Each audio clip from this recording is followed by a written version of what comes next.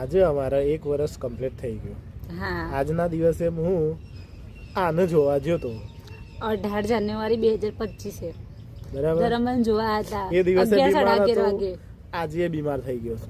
અરે ઓ ને એ દિવસે ધરમન જોવા લેતા મેં કીધું આવો એટલે હું કીધું ખબર એવું તો નતો કરતો હો. મેં કીધું એવું આવ તો એટલે કત્તિએ નતો ઓમ કરતો. કરીશ ખેકસ કરવા હતો.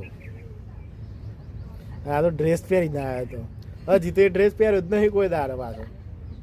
એ પહેર્યો બસ તો 100 મિલે એ ખબર નહીં ડ્રેસ. એટલે મમ્મી જબરજસ્તી ડ્રેસ પહેરાયો તો સારું થયું હેડો મારા જીવનમાં આવી તે થોડું સારું થયું. તો અંચેટા સુધાર્યા હું લાગુ છું તને બગડેલો એવું. હું તો એની જિંદગીમાં છે ને ત્યાંથી ખર્ચા ચાલુ કરાવું છું. બહુ ખર્ચા કરાયા છે મને. હું જોવા આ જે દિવસના આધાર અમને જોવા આવવાના હતા કે આગલા દિવસે તો શર્ટ નવું જીન્સ બૂટ ચશ્મા ઇવન રૂમાલે નવો લાવ્યા હતા.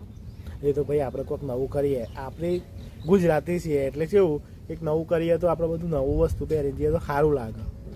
તારે અને ખાવાનું કેવું મસ્ત બનાવી હતી નહીં પણ મેનુ તો બનાવ્યું. એક વાત કહું એ ખાવાનું તો ખાધું ના બસ એવું ખાવાનું બન્યું જ નહીં.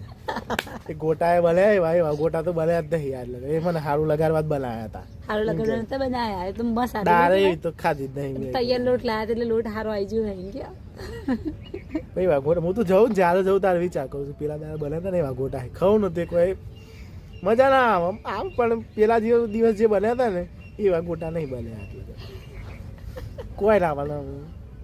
ચાલો ચલો આપણે એક વર્ષ કમ્પ્લીટ થઈ ગયું. આજે કેક કે બેક કટ કરીએ.